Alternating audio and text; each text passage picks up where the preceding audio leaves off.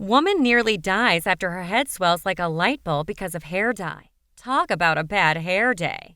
Allergies are definitely strange due to the fact that the range of reactions you can experience is so vast that predicting them is almost impossible.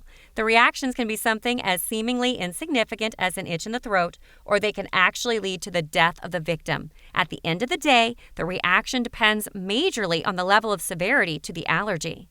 The most terrifying thing that allergies have about an item is that you don't always know whether you're allergic to certain things or not. Estelle, a 19-year-old lady from France, learned the hard way that allergic reactions can sometimes have the most unflattering manifestations. According to a report by La Parisienne, Estelle's whole face began to swell shortly after she dyed her hair with a recognizable dye that was bought at a local store. As was suggested, she had done a quick allergy test. However, she only waited for half an hour as opposed to the recommended 48 hours and is now regretting the impatience she exhibited.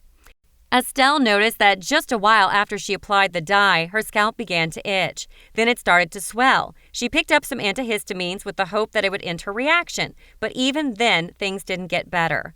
She said to the paper, "My forehead had doubled in volume. My head was a light bulb."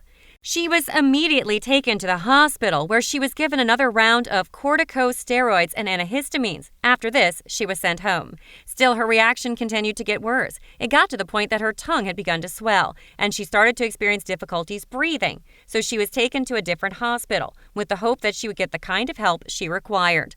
Luckily for her, the doctor at this second hospital treated her situation with a greater degree of seriousness, and they admitted her. Her face continued to grow in size, and the doctors took pictures of her so as to warn others of the dangers involved in dyeing your own hair. Apparently, the dye that Estelle used contained a chemical known as PPD.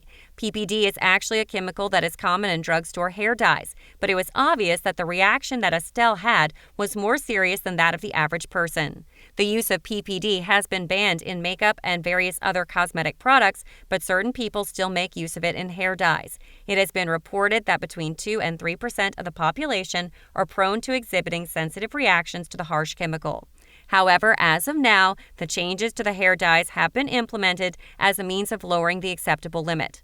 While Estelle has been able to recover fully from her allergic reaction, she would like for other people to be aware of the dangers of this chemical so that no one else will suffer the way she did. She said, "I almost died. I don't want something similar to happen to other people." It is a wonderful thing that she's fine, but you also need to ensure that you check the ingredients in some of the products that you make use of.